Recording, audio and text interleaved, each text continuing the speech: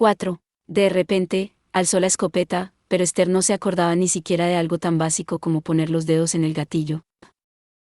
¿Quién podría haberle reprochado algo a esa chica que permanecía de pie boquiabierta y que solo había tenido un entrenamiento de 5 meses? Esther estaba vagabundeando después de haber perdido de vista al cura que perseguía y, al abrir una puerta, encontró a un chico sentado en la cama con el torso desnudo.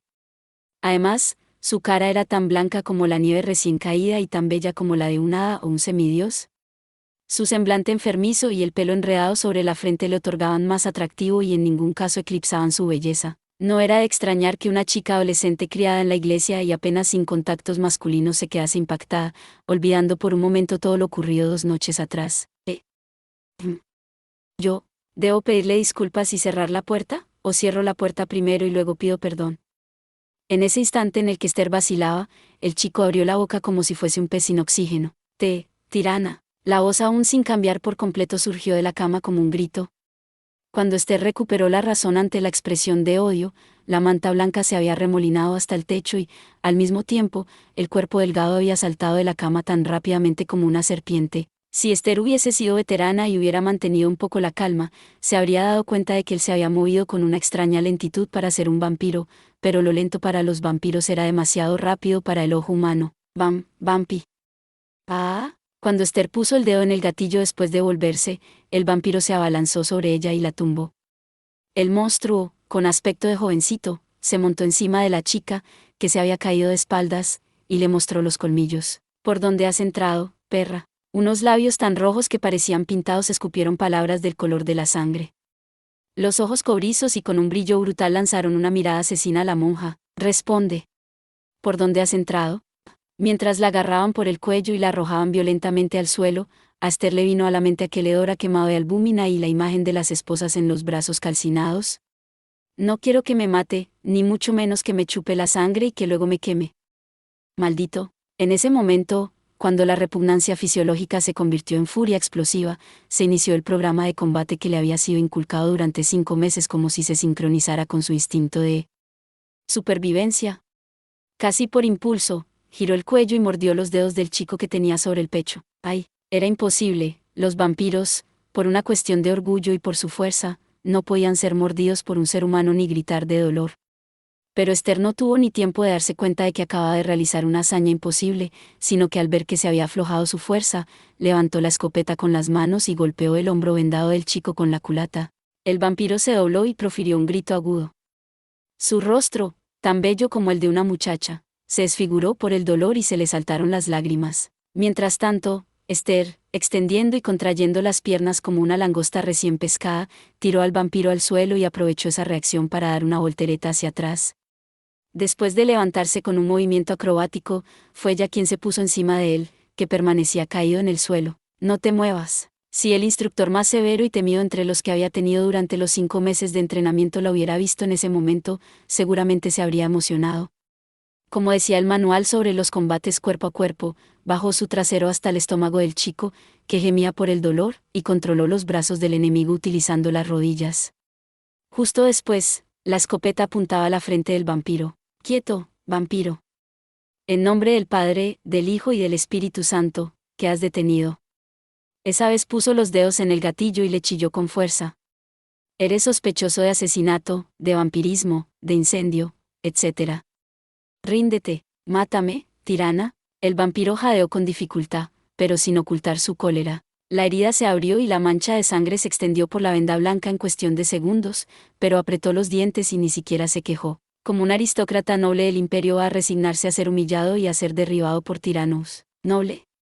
Entonces, ¿por qué mataste al programador, que no tenía posibilidad alguna de escaparse, y atacaste a alguien tan respetable como la cardenal Caterina Sforza? ¿Tiró el gatillo de una vez por todas? Esther recordó el olor del cuerpo carbonizado y la multitud de cruces colocadas en el cementerio de su ciudad natal. No sé quién eres, pero eres un simple y maldito terrorista.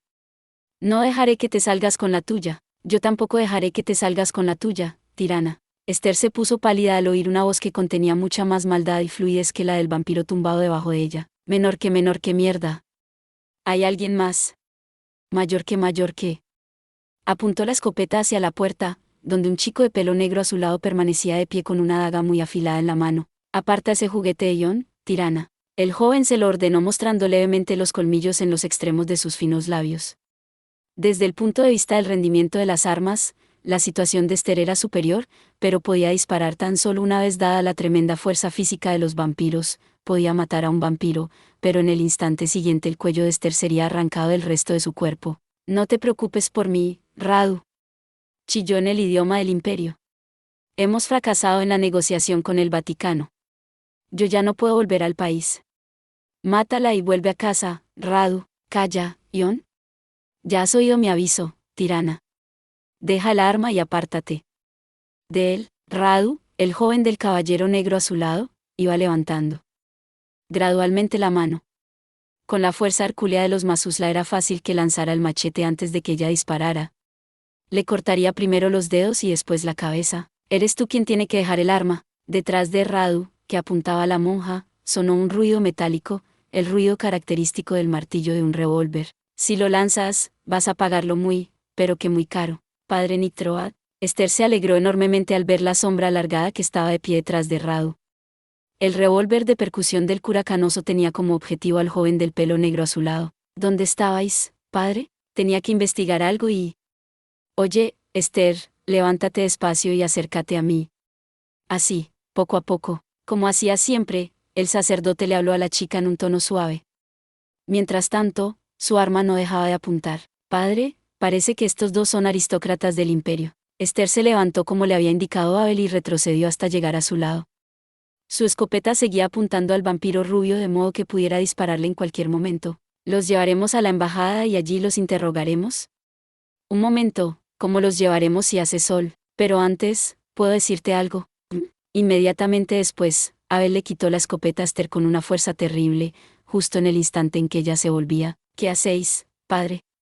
Dijo, desconcertada, Esther, dirigiendo la mirada a la cara de Abel, que estaba tan calmado como siempre. En ese instante, Abel le pegó una torta. Ante algo tan imprevisto, Esther no supo al principio qué le había ocurrido.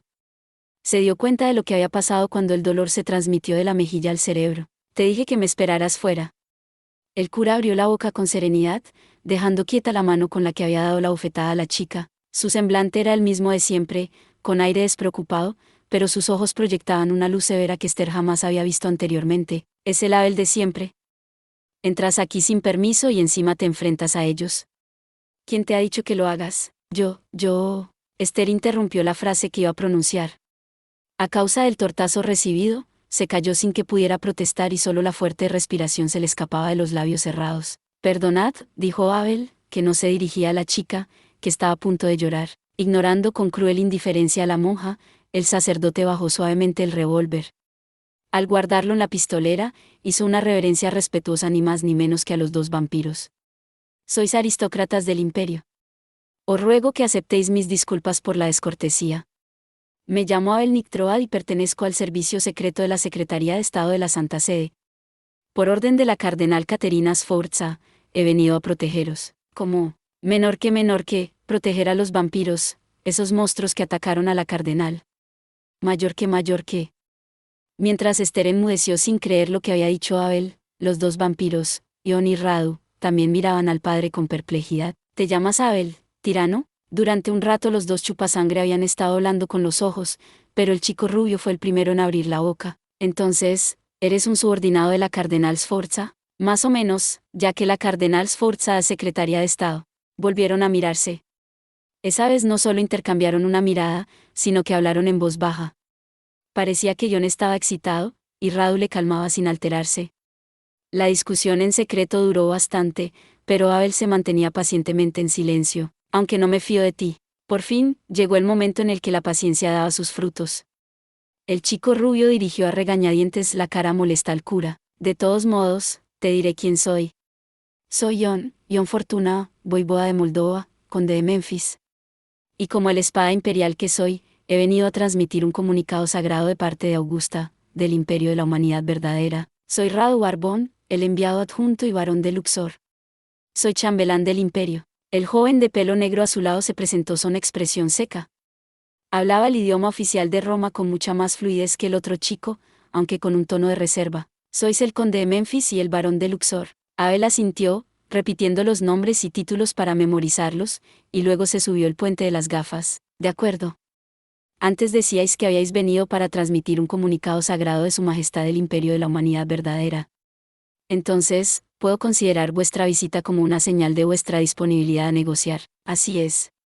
Sin embargo, Ion, el chico rubio torció la cara, sujetándose la venda del hombro.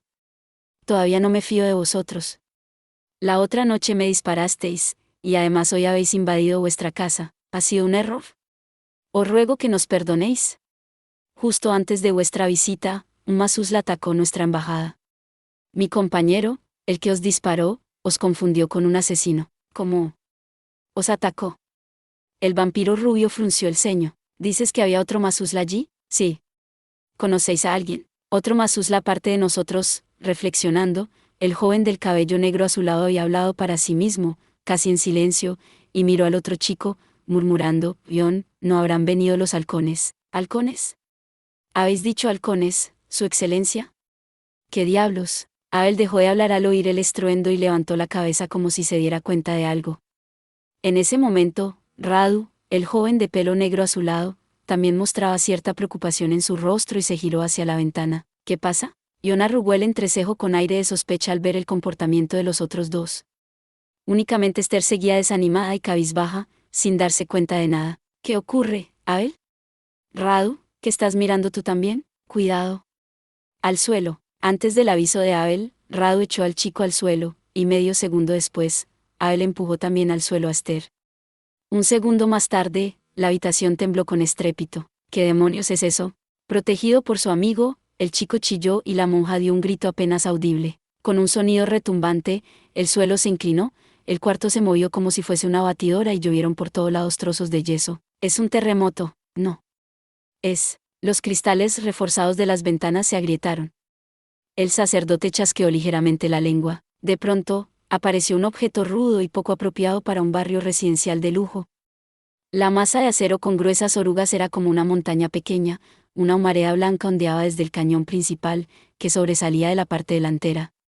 Era un enorme tanque equipado con un cañón automático en la torreta, encima de la carrocería de 3 metros de altura. Alrededor de ese siniestro monstruo de acero se encontraban soldados armados con el emblema del martillo del Señor, el Goliat y los carabinieri. ¿Pero ya han llegado los inquisidores? El sacerdote gimoteó con asombro en medio del estruendo. El tanque de torretas múltiples se lanzó contra la mansión como un toro loco salvaje, girando sus orugas con ímpetu. Con un ruido brutal, parecía que algo se derrumbaba en el piso de abajo. ¡Mierda! No hay escapatoria, Su Excelencia. Debajo de la ventana, la tropa de asalto de la policía secreta estaba entrando por el agujero que había hecho el tanque. Abel se dirigió, impaciente, hacia los dos vampiros. Allí fuera era pleno día y los rayos ultravioleta los matarían en 3 minutos. Es que no hay ninguna salida, hay canales subterráneos. Se accede directamente desde la escalera de emergencia del cuarto contiguo. Fue Rao quien contestó, en lugar de Ion, que estaba atónito. Si llegamos hasta la cueva de la costa, tendremos un barco para fugarnos, dijo rápidamente mientras levantaba a su amigo herido. Entonces, deprisa. Si no, un momento, Radu. La aguda voz interrumpió la conversación. El que tenía el vendaje manchado de sangre abrió la boca mostrando un tremendo odio. No te fíes de los tiranos. Pretenden distraernos ganando nuestra confianza y luego nos matarán. Su Excelencia, os juramos que... Cállate. No me fío del juramento de los tiranos. La sangre que resumaba le estaba manchando la mano de rojo. Yo mostró los colmillos. Siempre la misma historia. Mentís, luego estáis al acecho de nuestro descuido y, finalmente, nos atacáis con engaños. Así es vuestra manera de actuar, Ion, creo que esta vez podemos fiarnos de ellos. El chico se debatía entre la abominación y la desconfianza, y el cura no sabía qué hacer. Fue Rao quien sorprendentemente tendió la mano de la salvación. Piensa un poco. Si estuvieran amañados con los soldados, ¿se habrían molestado en venir los dos solos antes del ataque? Eso habría servido solo para ponernos sobre aviso. Pero, mirando hacia arriba, a la cara de su amigo, Ion intentó alargar la discusión, pero se percató de que la situación era apremiante. Mierda. ¿Qué remedio? Haz lo que quieras. El chico mostró su mal humor dando patadas al suelo. Pero recordá que yo no me fío ni un pelo de vosotros. Nunca. Gracias, Su Excelencia, dijo Abel apresuradamente ante el temor de que pudiera cambiar de opinión. Entonces, os dirigís hacia ese barco escondido. De ahí, la hermana Esther os llevará hasta donde se encuentra la Cardenal Sforza. Yo. Esther pestañeaba al haberle sido asignada una misión que no se encontraba con ánimo de afrontar. ¿Yo? Así es. Abel observó con su mirada serena de siempre a la chica, que, desconcertada, se señalaba a sí misma con el dedo. En él no parecía haber ya pizca de aquella cólera fría. Sí, por favor. Se los entrega sanos y salvos a Caterina. Un momento. Y vos, padre, yo me encargo de entretenerlos aquí. El conde está herido y necesitamos ganar algo de tiempo, respondió Abel quedamente, extrayendo el revólver, mientras del piso de arriba llegaba ya el alboroto. Si la Inquisición los detuviera a los dos, ¿sería nuestro fin?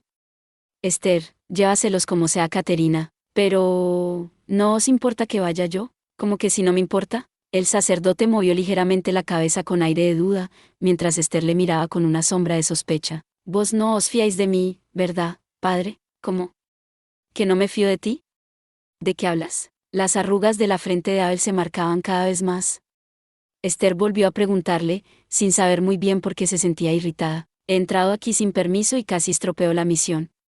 Por eso os habéis puesto tan furioso conmigo, padre. Sí, me he enfadado, pero la misión no tiene nada que ver. Abel agarraba fuertemente el rosario con las manos.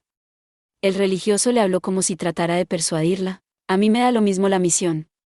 Me enfadé porque habías hecho algo tan peligroso como entrar en la mansión de los Masusla. ¿Acaso no te das cuenta de la locura que has cometido? Por poco te matan. ¿Por qué has actuado de manera tan imprudente? El padre riñó a Esther, que le miraba desde abajo. De todas formas, él sonreía, avergonzado, lo que le hacía poco persuasivo. Eso sacó a Esther de quicio, que pensó que quizá el cura se había erigido en su tutor o algo parecido. Estaba preocupada por vos. Pensé que ibais a escaquearos. ¿Escaquearme? ¿Yo? ¿Cuándo me he escaqueado de una misión? ¿Cómo que cuándo? Siempre. No debo chillarle, racionalmente sabía que era así, pero su corazón no se avenía. Sin darse cuenta, Esther reveló los confusos sentimientos de todos esos días, olvidándose por completo del peligro al que se exponía. Siempre lo mismo. Bromeáis y os escaqueáis de las obligaciones para trabajar lo menos posible. Fuisteis tan fuerte en Istvan, pero, anteayer un civil os tomó el pelo. ¿Cómo puedo fiarme de alguien como vos, que escatima esfuerzos así? Esther, no estoy escatimando esfuerzos, sino, entonces, ¿por qué? ¿Por qué no utilizáis aquello de Istvan? Podéis encararos a cualquiera. Pero, ¿por qué? Kruznik, la otra cara de ese sacerdote que Esther había visto en Istvan, era alguien majestuoso, dotado de una vitalidad literalmente inmortal y con una fuerza de combate superior a la de los vampiros. Esther no entendía qué era aquello. No era un simple ser humano, pero tampoco un chupasangre. Tal vez fuese un soldado reforzado que el Vaticano había desarrollado en secreto. Utilizando esa fuerza suya, podría cumplir con facilidad cualquier misión por muy difícil que fuese. Sin embargo, Abel miró con tristeza a la chica, que apretaba los dientes para no llorar.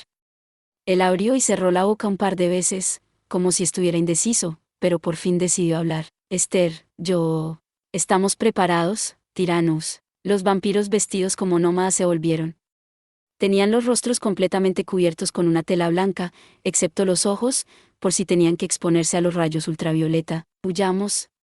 Deprisa, de acuerdo. En ese momento, tenía sentimientos encontrados, una mezcla de alivio y desesperación, pero duró solo un instante e inmediatamente le dio instrucciones a la chica. Vete con ellos. Pronto llegarán hasta aquí. Os alcanzaré después de entretenerlos. Una especie de irritación se reflejaba en sus ojos de color oro azulado, pero Esther no articuló palabra, ni falta que le hacía. Se volvió con rapidez mostrando así su intención de rechazar cualquier reconciliación. Abel observó con tristeza cómo la delgada sombra y los dos Masusla entraban en la habitación contigua. Vamos a ver. Tengo que atender a esos pesados, murmuró, volviéndose como si se animara a sí mismo. La escalera de mármol dibujaba una curva suave, lo que daba lugar a un espacio diáfano hasta el vestíbulo de la planta baja. Una pequeña cascada producía un ruido refrescante a lo largo de la barandilla de sándalo blanco de relieves delicadamente grabados. Era un truco empleado en las mansiones de la región para dar una sensación de frescor. Será útil. Al lado de la barandilla, unos leones escupían agua hacia la cascada. Abel asintió como si hubiera comprendido algo, mirando hacia arriba, aún. cable que colgaba desde la araña del techo. Después, golpeó con la culata del revólver las inocentes esculturas. Los pobres leones cayeron de lado y se hicieron añicos. Se oyó más barullo en la planta baja, cuando ésta se inundó con el agua de la cascada. Tú, no te muevas. Una voz autoritaria llegó desde el vestíbulo del piso de abajo. Los hombres con uniforme negro de combate apuntaban sus fusiles y sus peligrosas miradas hacia el sacerdote. ¿Quién eres? ¿Qué hace aquí un cura? ¿Cuál es tu nombre y tu iglesia? Soy Abel Nictroat, de la Secretaría de Estado del Vaticano. Abel contestó con despreocupación, mirando hacia abajo, al gigantesco hombre de bigotes que parecía ser el capitán de la tropa. Justo ahora estaba investigando sobre el posible autor del asalto a la Cardenal Sforza. ¿Y vosotros? Sois los carabinieri, ¿no? ¿Por qué estáis aquí los subordinados de la Inquisición? Desde luego, os movéis por nuestro territorio como Pedro por su casa. Cierra el pico. Ten cuidado con lo que dices. Las palabras insidiosas pero caballerosas fueron pagadas con un insulto salvaje. En estos momentos, estamos de vigilancia. Tenemos orden de detener a todos los que se encuentren en esta mansión. Desármate ahora mismo y túmbate en el suelo. No quiero. ¿Cómo? El voltaje de la hostilidad que había brotado en la planta baja subió de repente.